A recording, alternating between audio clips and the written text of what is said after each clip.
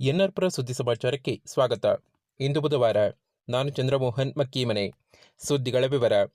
ಕುವೆಂಪು ಸಾಹಿತ್ಯದಲ್ಲಿ ಮೌಲ್ಯ ಹಾಗೂ ಮೌಢ್ಯ ಎಂಬ ಎರಡು ವಿಷಯವನ್ನು ಪ್ರಸ್ತಾಪಿಸಿದ್ದಾರೆ ಎಂದು ಮೈಸೂರು ಕಾಲೇಜಿನ ಬೋಧಕ ಡಾಕ್ಟರ್ ಅಬ್ದುಲ್ ವಹಾಬ್ ಹೇಳಿದರು.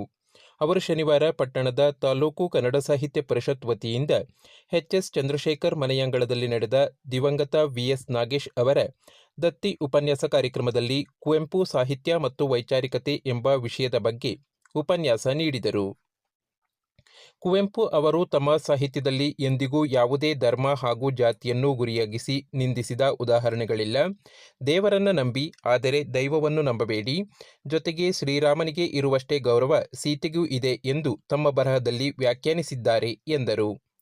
ಕಾರ್ಯಕ್ರಮದ ಅಧ್ಯಕ್ಷತೆಯನ್ನು ವಹಿಸಿದ್ದ ಕಸಪ ತಾಲೂಕು ಘಟಕದ ಅಧ್ಯಕ್ಷ ಎಚ್.ಎಸ್. ಪೂರ್ಣೇಶ್ ಮಾತನಾಡಿ, ತಾಲೂಕಿನಲ್ಲಿ 25 ದತ್ತಿಗಳಿವೆ. ನಾನು ಅಧ್ಯಕ್ಷನಾದ ಮೇಲೆ 15 ದತ್ತಿ ಉಪನ್ಯಾಸ ಮುಗಿದಿದೆ. ಉಳಿದ 10 ದತ್ತಿ ಉಪನ್ಯಾಸವನ್ನು ಮುಂದಿನ ದಿನಗಳಲ್ಲಿ ನಡೆಸಲಾಗುವುದು. ಮುಂದಿನ ದಿನಗಳಲ್ಲಿ ಮನೆಯಂಗಳ ಕಾರ್ಯಕ್ರಮ ಪ್ರಾರಂಭಿಸಲಾಗುವುದು. ಅಲ್ಲದೆ ವಿಶೇಷವಾಗಿ ಕನ್ನಡ ಸಾಹಿತ್ಯ ಪರಿಷತ್ ನಡಿಗೆ ಹಳ್ಳಿಯ ಕಡೆಗೆ ಕಾರ್ಯಕ್ರಮ ಹಮ್ಮಿಕೊಳ್ಳಲಾಗುವುದು ಎಂದರು. ಮೂಡಬಾಗಿಲು ಜ್ಞಾನಗಂಗೋತ್ರಿ ಪ್ರೌಢಶಾಲೆಯ ಕಾರ್ಯದರ್ಶಿ ಎಚ್.ಎಸ್. ಕೃಷ್ಣಮೂರ್ತಿ ಕಾರ್ಯಕ್ರಮ ಉದ್ಘಾಟಿಸಿದರು. ಇದೇ ಸಂದರ್ಭದಲ್ಲಿ ದತ್ತಿದಾನಿಗಳಾದ ವಿ.ಎಸ್. ಕೃಷ್ಣಭಟ್, ಕೃಷ್ಣಮೂರ್ತಿ, ಉಪನ್ಯಾಸಕ ಡಾಕ್ಟರ್ ಅಬ್ದುಲ್ ವಹಾಬ್ ಅವರನ್ನು ಸನ್ಮಾನಿಸಲಾಯಿತು.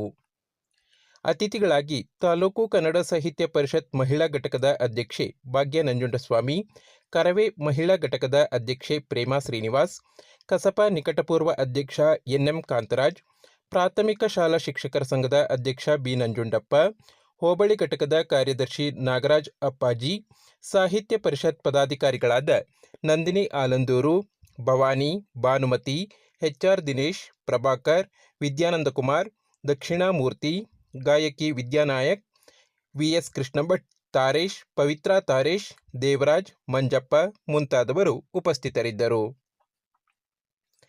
ತೋಟಗಳಲ್ಲಿ ಜೇನು ಪೆಟ್ಟಿಗೆ ಇಟ್ಟು ಜೇನು ಸಾಕಾಣಿಕೆ ಮಾಡಿದರೆ ಅಡಿಕೆ ಫಸಲು ಜಾಸ್ತಿಯಾಗಲಿದೆ ಎಂದು ತೀರ್ಥಹಳ್ಳಿಯ ಪ್ರಗತಿಪರ ಜೇನು ಕೃಷಿಕ ಗಣೇಶ್ ಹೇಳಿದರು. ಅವರು ಶನಿವಾರ ಬೈಪಾಸ್ ರಸ್ತೆಯ ನಾಗರಾಜ್ ಪುರಾಣಿಕ್ ಅವರ ಕೃಷಿ ಕ್ಷೇತ್ರದಲ್ಲಿ ರೋಟರಿ ಕ್ಲಬ್ ಹಾಗೂ ಸೀನಿಯರ್ ಚೇಂಬರ್ ಸಂಯುಕ್ತ ಆಶ್ರಯದಲ್ಲಿ ನಡೆದ ಜೇನು ಸಾಕಾಣಿಕೆ ಮಾಹಿತಿ ಶಿಬಿರದಲ್ಲಿ ಮಾಹಿತಿ ನೀಡಿದರು. ಜೇನುಗಳಿಂದ ಪರಾಗಸ್ಪರ್ಶ ಆಗಲಿದೆ. ಅಡಿಕೆ ಫಸಲು, ಕಾಳುಮೆಣಸು ಫಸಲು ಜಾಸ್ತಿಯಾಗಲಿದೆ. ಜೇನುತುಪ್ಪದಲ್ಲಿ ಔಷಧಿ ಗುಣ ಇದ್ದು 1 ಕೆಜಿಗೆ 1,000 ರೂಪಾಯಿವರೆಗೂ ಮಾರಾಟ ಮಾಡಬಹುದು. ಜೇನುತುಪ್ಪವು ಆರೋಗ್ಯಕ್ಕೆ ಒಳ್ಳೆಯದು. ರೈತರು ತಮ್ಮ ಕೃಷಿಯ ಜೊತೆಗೆ ಉಪಕಸುಬಾಗಿ ಜೇನು ಕೃಷಿ ಮಾಡಬಹುದು. ಒಂದು ಜೇನು ಪೆಟ್ಟಿಗೆಯಿಂದ 10 ರಿಂದ 15 ಕೆಜಿ ಜೇನುತುಪ್ಪ ಸಿಗಲಿದೆ. ರಾಣಿ ಜೇನುಹುಳ 3 ವರ್ಷ ಬದುಕುತ್ತದೆ. ಆದರೆ ಗಂಡು ಜೇನುಹುಳ 40 ದಿನ ಮಾತ್ರ ಬದುಕಲಿದೆ. ಜೇನುಹುಳುಗಳು ತಾವಾಗೇ ಮನುಷ್ಯರಿಗೆ ತೊಂದರೆ ಮಾಡುವುದಿಲ್ಲ. ಆದರೆ ಜೇನುಹುಳಕ್ಕೆ ಪೆಟ್ಟು ಮಾಡಿದರೆ ಮಾತ್ರ ಕಚ್ಚುತ್ತದೆ ಎಂದರು. ಸಭೆಯ ಅಧ್ಯಕ್ಷತೆಯನ್ನು ರೋಟರಿ ಕ್ಲಬ್ ಅಧ್ಯಕ್ಷ ಜಿ.ಆರ್. ದಿವಾಕರ್ ವಹಿಸಿದ್ದರು. ಸಭೆಯಲ್ಲಿ ಸೀನಿಯರ್ ಚೇಂಬರ್ ಅಧ್ಯಕ್ಷ ನಾಗರಾಜ್ ಪುರಾಣಿಕ್, ಕಾರ್ಯದರ್ಶಿ ವಿದ್ಯಾನಂದಕುಮಾರ್, ಕಾರ್ಯಕ್ರಮ ನಿರ್ದೇಶಕ ರಕ್ಷಿತ್ ಉಪಸ್ಥಿತರಿದ್ದರು. ರೋಟರಿ ಕ್ಲಬ್ ಹಾಗೂ ಸೀನಿಯರ್ ಚೇಂಬರ್ ಸದಸ್ಯರು ಕಾರ್ಯಕ್ರಮದಲ್ಲಿ ಭಾಗವಹಿಸಿ ಪ್ರಯೋಜನ ಪಡೆದುಕೊಂಡರು. ನರಸಿಂಹರಾಜಪುರದ ಪಟ್ಟಣದ ಹಳೆ ಮಂಡಗದ್ದೆ ಸರ್ಕಲ್ನಲ್ಲಿರುವ ಬಾಳೆಹೊನ್ನೂರು ಶ್ರೀಮದ್ ರಂಭಾಪುರಿ ಪೀಠದ ಶ್ರೀ ಈಶ್ವರ ದೇವಸ್ಥಾನದಲ್ಲಿ ಫೆಬ್ರವರಿ 26 ಬುಧವಾರ ಮಹಾಶಿವರಾತ್ರಿ ಕಾರ್ಯಕ್ರಮವು ವಿಜೃಂಭಣೆಯಿಂದ ನಡೆಯಲಿದೆ ಎಂದು ದೇವಸ್ಥಾನದ ಸಮಿತಿ ಪ್ರಕಟಣೆ ತಿಳಿಸಿದೆ. ಕಲಾ ಮತ್ತು ಸುರಭಿ ಯುವಕ ಸಂಘದ ವತಿಯಿಂದ ಬೆಳಗ್ಗೆ 7 ಗಂಟೆಯಿಂದ ಮಹಾರುದ್ರಾಭಿಷೇಕ, ವಿಶೇಷ ಅಲಂಕಾರ, ಮಹಾಮಂಗಳಾರತಿ, ತೀರ್ಥಪ್ರಸಾದ ವಿನಿಯೋಗ ಕಾರ್ಯಕ್ರಮ ನಡೆಯಲಿದೆ. ಸಂಜೆ 7 ಗಂಟೆಗೆ ವಿಶೇಷ ಪೂಜೆ, ತೀರ್ಥಪ್ರಸಾದ ವಿನಿಯೋಗ ನಡೆಯಲಿದೆ. ಶಿವರಾತ್ರಿ ಜಾಗರಣೆ ಪ್ರಯುಕ್ತ ಶಿವಮೊಗ್ಗದ ಗೀತಾ ಆರ್ಕೆಸ್ಟ್ರಾ ಕಾರ್ಯಕ್ರಮ ನಡೆಯಲಿದೆ ಎಂದು ಸಮಿತಿಯ ಪ್ರಕಟಣೆ ತಿಳಿಸಿದೆ. ಸವಿತಾ ಸಮಾಜದಿಂದ ನಿರ್ಮಿಸಲಾಗುತ್ತಿರುವ ಸಮುದಾಯ ಭವನದ ಉಪಯೋಗ ಪ್ರತಿಯೊಂದು ಸಮಾಜಕ್ಕೂ ಲಭಿಸುವಂತಾಗಬೇಕು ಎಂದು ರಾಜ್ಯ ಪ್ರವಾಸೋದ್ಯಮ ಅಭಿವೃದ್ಧಿ ನಿಗಮದ ಅಧ್ಯಕ್ಷ ಎಂ. ಶ್ರೀನಿವಾಸ್ ಹೇಳಿದರು. ಶುಕ್ರವಾರ ಪಟ್ಟಣದ ವಾರ್ಡ್ ನಂಬರ್ 4ರ ಕೊಟ್ರಪ್ಪ ಬಡಾವಣೆಯಲ್ಲಿ 25 ಲಕ್ಷ ವೆಚ್ಚದಲ್ಲಿ ನಿರ್ಮಿಸಲು ಉದ್ದೇಶಿಸಿರುವ ಸವಿತಾ ಸಮಾಜದ ಸಮುದಾಯ ಭವನಕ್ಕೆ ಶಿಲಾನ್ಯಾಸ ನೆರವೇರಿಸಿ ಮಾತನಾಡಿದರು. ಶಾಸಕ ಟಿ.ಡಿ. ರಾಜೇಗೌಡ ಮಾತನಾಡಿ, ಕಾಂಗ್ರೆಸ್ ಸರ್ಕಾರ ಶೋಷಿತ ಹಾಗೂ ಅಹಿಂದ ವರ್ಗದವರನ್ನು ಸಮಾಜದ ಮುಖ್ಯವಾಹಿನಿಗೆ ತರುವ ಕೆಲಸ ಮಾಡುತ್ತಿದೆ.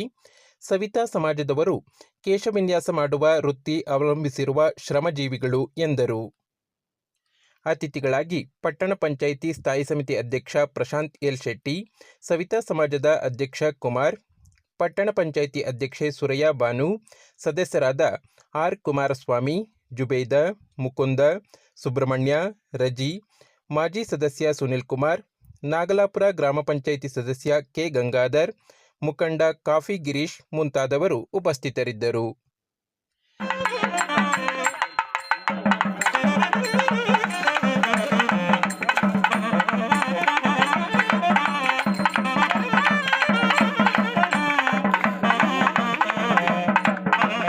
ಪ್ರತಿನಿತ್ಯ ತಾಲೂಕಿನ ಸುದ್ದಿ ಸಮಾಚಾರಗಳಿಗೆ ನೋಡ್ತಾ ಇರಿ ಎನ್ಆರ್ಪುರ ಸುದ್ದಿ ಸಮಾಚಾರ.